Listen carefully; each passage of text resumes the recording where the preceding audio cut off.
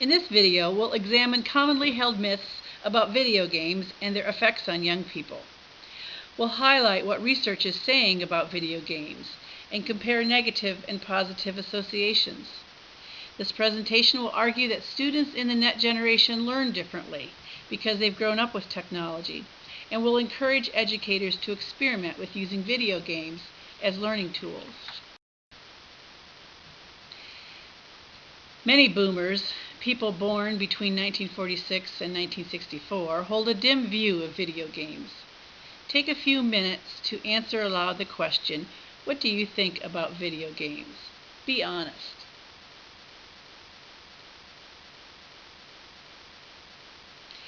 People born in the boomer generation often think video games are a waste of time, that they warp the brain, that they teach violence, that they socially isolate players and breed laziness in participants.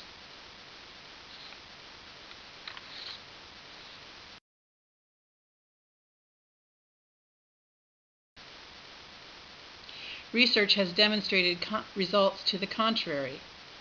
Video games can teach skills not consistently taught by teachers in schools, such as solving problems, making rapid decisions, and working together as a team.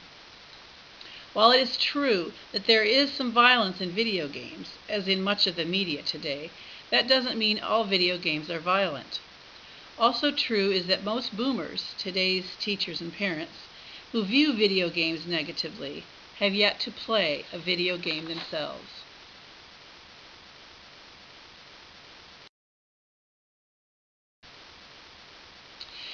The net generation that has grown up playing video games was born between 1981 and 2000. These students have been saturated with technology. By the time they are 21, the average net generation has logged 10,000 hours playing video games, wrote and received 200,000 emails, spent 20,000 hours watching TV, 10,000 hours on cell phones, and by comparison, under 5,000 hours reading books. Video games have shaped the way the net generation thinks, communicates, and learns, whether they played video games or not, much in the same way that boomers were shaped by the television, even if they didn't have a TV at home. Technology has produced a culture with a unique learning style, which can be addressed by incorporating video games into teaching the net generation.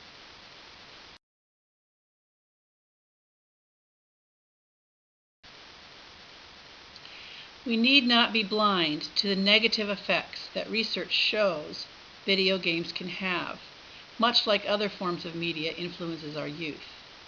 But the Surgeon General, as have others, finds that the impact is very small compared to other things. The positive associations outweigh the negative. Video games are a break in routine and can relieve stress. They promote problem-solving abilities, such as perseverance and pattern recognition, among others. Plus, they can contribute to memory, quick thinking, and reasonable judgments. Few other environments offer the level of critique or immediate feedback as do video games. Here are a few examples of how video games can be used in school. Spanish can be practiced with Sims.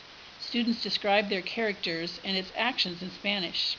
Another student follows their written instructions, and the feedback is instant if they use the correct language skills. Sentinel, Descendants in Time, can be used to spark imagination in the 7th grade writing program. Settlers 7 can be used in 3rd grade social studies to engage them in a world outside their classroom in a way they never have before.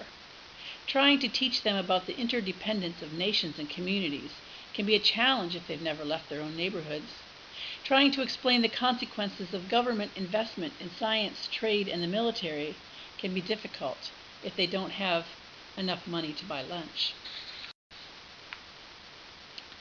Educators and administrators willing to experiment with gaming in the curriculum, be ready for the change that you put into motion.